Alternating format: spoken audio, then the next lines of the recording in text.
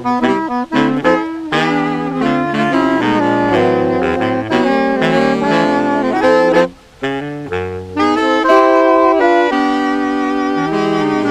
Eltham Society has been going now for 50 years, and we actually preserve well, I can read it from here, we preserve the past, conserve the present and protect the future of Eltham and its surroundings.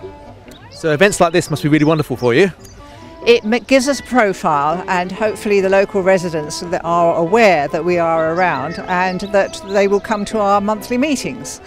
We have monthly meetings, we have a quarterly newsletter, and we have outings, and yes, we're very active. Obviously we keep an eye on the Greenwich Council to make sure that they keep Eltham as it is. Well, the castle is your local castle just up Shooters Hill in the woods, and it was open to the public for many years but shut in 1988. And the Trust started fighting to get it reopened in 2003, and last year we opened finally. So this weekend we're celebrating our first anniversary of being opened, having been funded by Heritage Lottery Fund to get the restoration complete to the standard that it is today. Mainly staffed by volunteers. Lots grew up round there like I did, and we meet people who come to there to visit it, who came up there as children and enjoy the fantastic view. Why do people come? They mainly come to see the view where you can see the 7 counties from Kent, Surrey, across London, view of London like you've never seen, Wembley Stadium, Alexandra Palace. It was called the castle to commemorate Sir William James' exploits off the west coast of India in 1755, where he attacked Savannah Durg Castle, or Seven Drug Castle. So the castle is to commemorate his greatest achievement that brought him fame and ultimately wealth when he returned to England after that in the mid to late 18th century. You'd actually be more likely to hear owls actually rather than see them. Our most common species actually living around here, it's the tawny owl, which is actually a woodland bird, and they're actually more common heard in November time. You can also find little owls as well. We've actually got breeding pairs over in Bromley Common, also Plumstead Common as well. And unfortunately though, because this was prime farmland, the barn owls are starting to die out, but they can be still found. Old Bexley, there's barn owls as well. Thamesmead as well now, there's barn owls. And if I wanted to hear an owl, what's the best time and where should I go to hear one? Okay, the best time, as I said, to hear one, November time. The best place around here is actually Shooters Hill. You can actually start hearing them around November time, because that's when they start finding basically mates to start breeding, and you can start hearing them around that point, generally in the evening, going on to about 10 o'clock-ish in the evening as well. And how would I know if there is an owl around? Is there any evidence they leave? Yeah, owls are actually one of those good ones that scientists love, because they actually leave what's known as a pellet or a cast, which is actually basically what they've eaten that they can't digest, and it's formed in the body over 8 hours and then cough back up. So yeah, if we find their roost point, you'll find also the cast underneath it, and you can basically dissect that as well and find what they've been eating, which is really cool. And if I find, is it possible for me to find an owl roosting in my house or in my chimney or anything like that? No, not really. When it comes to the tawny owls, especially around here, they generally like to keep themselves to themselves, and you can actually be within 3 foot of a tawny owl and not actually see it. And they actually, just as I said, they like to keep themselves to themselves. And are they protected species? They are, yes. They are very much a protected species. So I should leave them alone? You should, yes. Yeah, definitely. So thank you ever so much for coming down to our event today. I hope you are really enjoying yourself. What do you think about community events like this in the borough?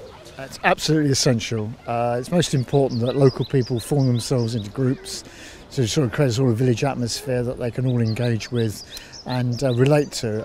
This is a prime example of sort of village life. I mean, it was intended when it was first built as a sort of village type atmosphere, and it's amazing that that has continued and flourished. And this event just, polarises that and cements the relationships for a local village type atmosphere. It's amazing, and it's significant that there are a large number of people here who are all local people, and there are local stalls. It's very, very encouraging and impressive. So it's definitely something else you want to see throughout the whole Royal Borough. Oh, absolutely. I think London is a collection of villages, and anything that creates that sort of atmosphere, that cultural background, has to be welcomed.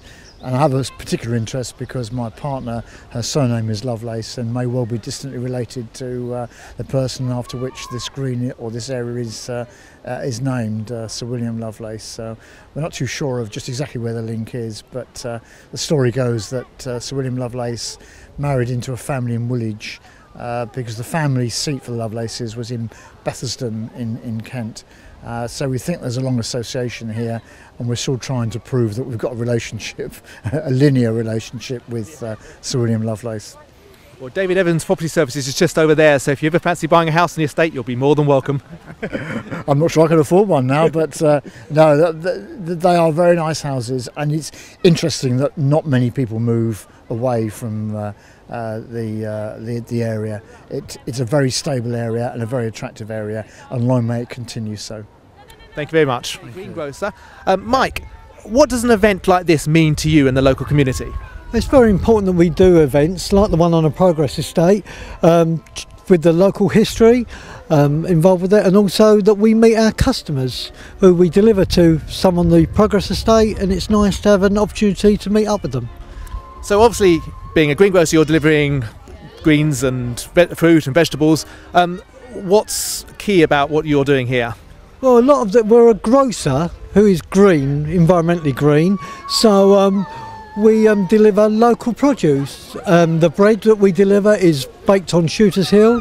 We also do jams and marmalades from Shooters Hill. We have pasta from Woolwich. We have produce from Woodlands Farm, like the cherry plums when they come in season. So we're giving people local produce that they can relate to. So how do I get a delivery? A box like this is a fruit box. Do I contact you for that, or does it come as standard? Again, very small, it's just me, and my daughter-in-law helps me deliver the boxes. You just contact us on Facebook or Twitter, or just phone me up. And what does this event and this centenary mean to you? It's an idea of getting all the people in the community realise we still are a community. So most of the stalls and events on this green today are local residents who live on the estate who do different pieces or local charities, just to let people know, we are still a community, and to really just have a good day, really. We used to do it back in about 20 years ago, and then we haven't had one on the green since then, so this is quite exciting, and maybe it might become a yearly event again.